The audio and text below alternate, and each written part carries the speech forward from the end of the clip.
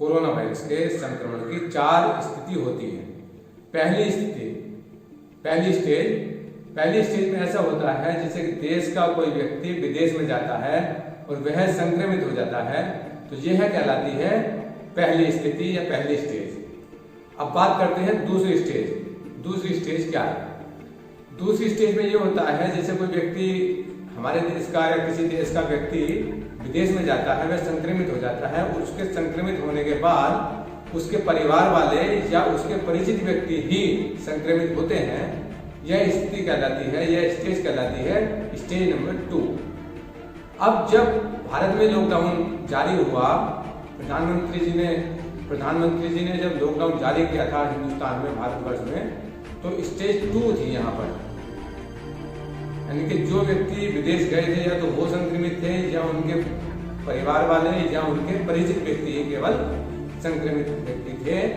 और यदि कोई थर्ड पर्सन इसके अलावा कोई और व्यक्ति संक्रमित होता है तो उसकी ट्रेस करके उसकी जानकारी कर ली जाती है और उसका इलाज करके जाता है। बात करते हैं स्टेज नंबर 3। स्थिति नंबर 3 क्या है? स्थिति नंबर 3 ये होती है कि जब विदेश में गया व्यक्ति या संक्रमित कोई व्यक्ति के परिवार वाले, उसके परिचित व्यक्ति तो संक्रमित थे ही, साथ में लोकल बॉडीज या कोई अन्य व्यक्ति भी संक्रमित हो जाता है। संक्रमित व्यक्ति के परिवारजन, उसके परिचित जन के अलावा लोकल बॉडीज यानी कि स्थानीय लोग भी जब संक्रमित होने शुरू हो जाते हैं, तो यह स्थिति कहलाती है स्थिति नंबर 3, स्टेज नंबर 3। अब इसमें पता ये नहीं चलता कि कौन संक्रमित है और कौन संक्रमित नहीं है, क्योंकि पूरे देश में विकराल रूप धारण कर लेती है और ये पता नहीं लग पाता कि कौन व्यक्ति संक्रमित है, कौन व्यक्ति इन्फेक्टेड है, कौन नहीं है।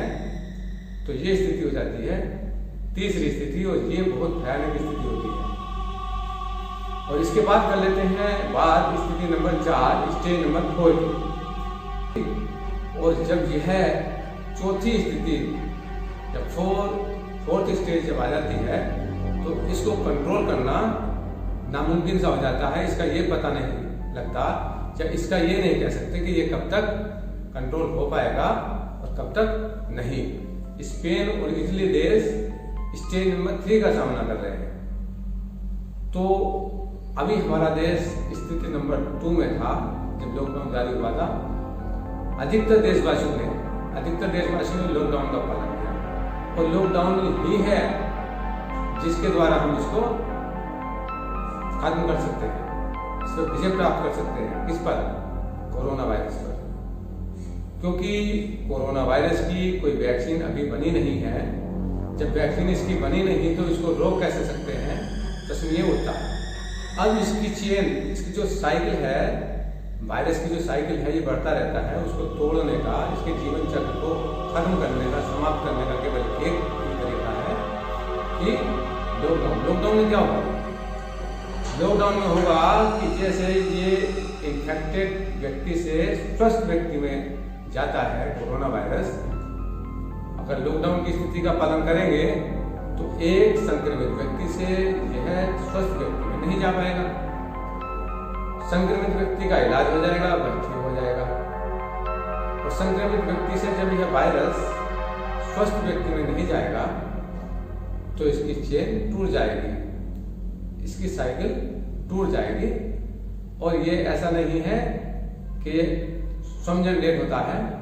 कोरोना वायरस में सेल्स नहीं होती हैं, कोशिका नहीं होती है, लेकिन जैसे ही ये ह्यूमन सेल्स में एंटर करता है, इसकी ग्रोथ शुरू हो जाती है, इसकी संख्या बढ़नी शुरू हो जाती है। हमने पिछली वीडियो में बताया था, जैसे ही वायरस कोविड-19 ह्यूमन सेल्स में एंटर करता है, यह व्यक्ति के आरएनए और डीएनए में चेंज करके अपनी संख्या बढ़ाना शुरू कर देता है।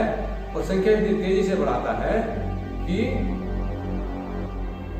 व्यक्ति को बुखार, खांसी और सांस लेने में दिक्कत हो जाती है। कई व्यक्ति की तो इसमें जान भी चली जाती है, कई व्यक्तियों की इसमें जान चली गई है और कुछ व्यक्ति इसमें बच भी जाते हैं। लेकिन ऐसा नहीं है कि किसी को अगर ये इन्फेक्शन हो जाता है तो उसकी मौत निश्चित है। मौत जरूरी नहीं है, लेकिन प्रश्न ये उठता है कि यदि कोई व्यक्ति संक्रमित हो जाता है तो उसके बाद न जाने कितने व्यक्ति और संक्रमित हो जाएंगे। तो दो बातें आती हैं, एक तो जो व्यक्ति संक्रमित हुआ है, बीमार हुआ है, उसको ठीक करना है, और दूसरी बात, संक्रमित यदि कोई व्यक्ति हो जाता है तो यह बीमारी दूसरे व्यक्ति में नहीं जानी चाहिए। दिल्ली में निजामुद्दीन मरकज तबलीगी जमात में जो लोग शामिल हुए थे उनमें से 12 लोगों की मौत हो चुकी है। केवल मोहम्मद साहब ने ही संगीन जुर्म नहीं किया है, वो सारे जमात के लोग जो पुलिस पर हमला कर रहे हैं, स्वास्थ्य विभाग की टीम पर हमला कर रहे हैं, नर्स के सामने कपड़े उतारते हैं, उनसे दुर्व्यवहार करते हैं, इनकी मानसिकता को सुधारना चाहिए। और अभी भी देर नहीं हुई है, अभी भी हमारे पास वक्त है संभलने का। कोरोना वायरस कोई ऐसा खौफ नहीं है, कोई ऐसी बात नहीं है कि यदि इसका इन्फेक्शन हो गया तो केवल व्यक्ति मर ही जाएगा। इससे इन्फेक्शन होने के बाद कई लोगों की रिकवरी हुई है, उनके स्वास्थ्य में अंतर आया है, वो ठीक होकर घर वापस हो गए हैं। लेकिन खतरा बड़ा है, कुछ लोगों की इसमें जानें भी गई हैं, जान भी जा सकती है, तो इसलिए हमें इसका पालन करना है।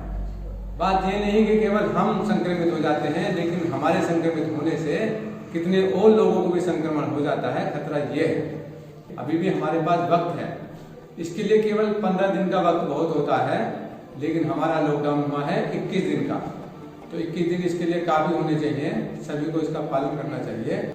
आप निराश ना हो, समय चक्र के अनुसार सब कुछ बदलता रहता है।